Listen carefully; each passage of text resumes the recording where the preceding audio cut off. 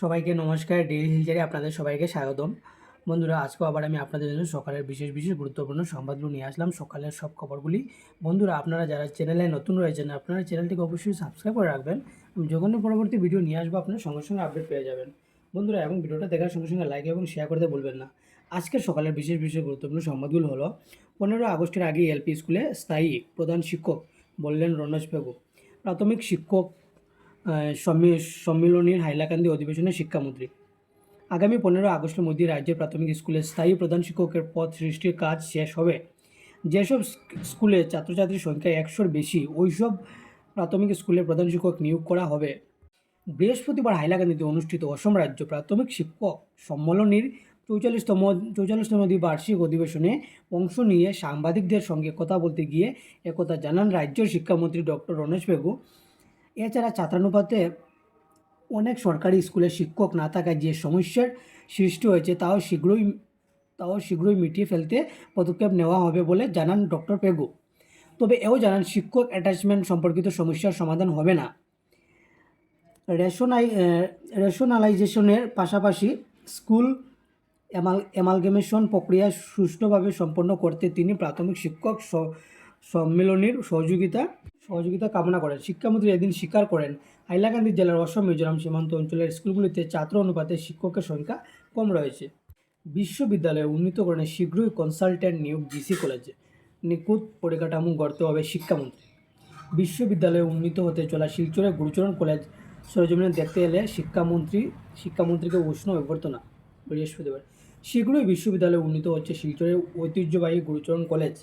এর জন্য গুচ্ছ পরিকল্পনা নিয়ে এগোচ্ছে সরকার। তাই কলেজে নিখুঁত পরিকাঠামো গড়ে তুলতে দক্ষ কনসালট্যান্ট নিয়োগ করা হবে এরই মধ্যে। পাশাপাশি ন্যূনতম 100 বছর যাতে এই কাঠামো টিকে থাকে, সে কথা মাথায় রেখেই ভবনগুলোর নির্মাণ কাজ শুরু করা হবে। এই কথাগুলো বলেছেন রাজ্যের শিক্ষামন্ত্রী ডক্টর রণেশ পেগু। দুদিনের বরাক সফরের দ্বিতীয় দিনে বৃহস্পতিবার জিসি কলেজে জটিকা সফরে যান শিক্ষামন্ত্রী। গোটা কলেজ প্রাঙ্গণ ঘুরে দেখেন তিনি, কোথায় কী রয়েছে তা খতিয়ে দেখেন। এরপরই কলেজ নবরূপে গড়ে ওঠা প্রকাশচন্দ্র মেমোরিয়াল হলে শিক্ষামন্ত্রীকে সংবর্ধনা জানানো হয় কলেজের তরফে। তখনই শিক্ষামন্ত্রী নিজের প্রতিক্রিয়ায় বলেন, শীঘ্রই পূর্ণাঙ্গ বিশ্ববিদ্যালয় হবে ঐতিহ্যবাহী জিসি কলেজ। বিশ্ববিদ্যালয় গড়ে তুলতে নিখুঁত পরিকাঠামো এবং পরিকল্পনা জরুরি। তার জন্য শীঘ্রই কনসালটেন্ট নিয়োগ করা হবে। ওই বিশেষজ্ঞ সংস্থার নকশা তৈরি করবে।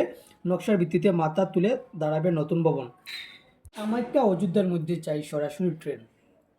রেলমন্ত্রীর কাছে দাবি হিমন্তর। বাংলাদেশে থেকে বরাক চুয়ে পশ্চিমবঙ্গের সঙ্গে রেল যোগাযোগ নিয়ে আলোচনা।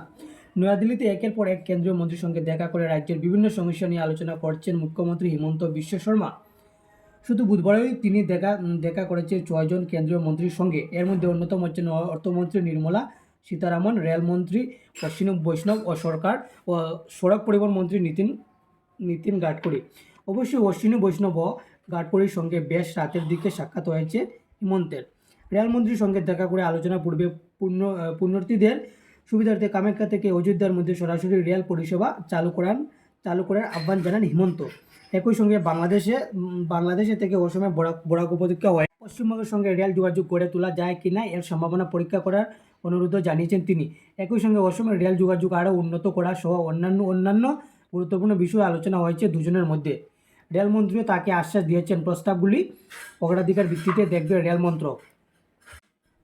অসমের রেল যোগাযোগ আরও উন্নত করার পাশাপাশি নতুন ট্রেন সহ অন্যান্য বিষয় নিয়ে শীঘ্রই ব্যবস্থা গ্রহণের আশ্বাসও দিয়েছেন রেলমন্ত্রী অশ্বিনী বৈষ্ণব। সব বাহিনীতেই অগ্নিবীর সংরক্ষণ। অগ্নিবীর প্রকল্প নিয়ে বড় ঘোষণা কেন্দ্রের। এবার থেকে সব আধা সেনায় নিয়োগের ক্ষেত্রে প্রাক্তন অগ্নিবীরদের জন্য 10% সংরক্ষণ থাকবে বলে জানিয়ে দিল কেন্দ্র। পাশাপাশি তাদের বয়সে ঊর্ধ্বসীমা ও শারীরিক সক্ষমতার পরীক্ষার ক্ষেত্রে কিছুটা ছাড় দেওয়া হবে। বৃহস্পতিবার এই ঘোষণা করেছেন বিএসএফ, সিআইএসএফ, আরপিএফ, এসএসবি ও সিআরপিএফের শীর্ষ আধিকারিকরা। তারা জানিয়েছেন, প্রথম ব্যাচের অগ্নিবীরদের জন্য বয়সের ছাড়ে ঊর্ধ্বসীমা থাকবে 5 বছর। পরবর্তী ব্যাচগুলির জন্য ছাড়ে ঊর্ধ্বসীমা হবে 3 বছর। শারীরিক সক্ষমতার জন্য তাদের আলাদা করে পরীক্ষা দিতে হবে না বলে জানানো হয়েছে।